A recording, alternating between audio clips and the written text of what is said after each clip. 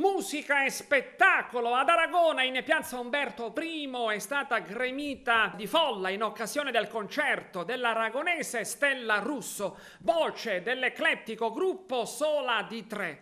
La band è composta, oltre che da Stella Russo, anche da Tommaso Lombardo e Domenico Messina.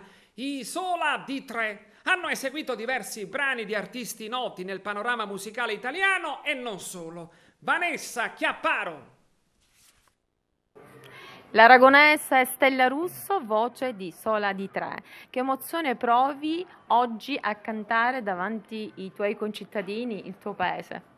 E allora, un'emozione sicuramente grandissima. Io mi sono trasferita da poco in un altro paese, però per me Aragona rimane sempre casa mia, i miei concittadini sono i miei familiari, quindi una grandissima emozione e sono veramente onorata e lusingata per questa opportunità. Ecco.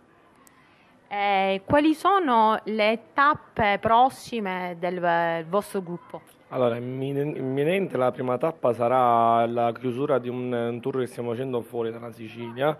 C'è la Lamborghini che ha organizzato un evento per i suoi clienti e ci ha fatto l'onore di allietare le serate di questa gente e quindi subito partiremo per Verona.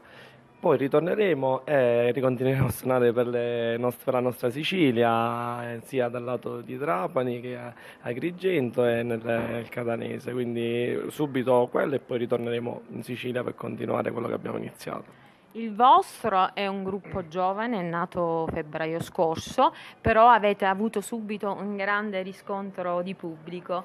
Secondo te qual è la chiave del vostro successo?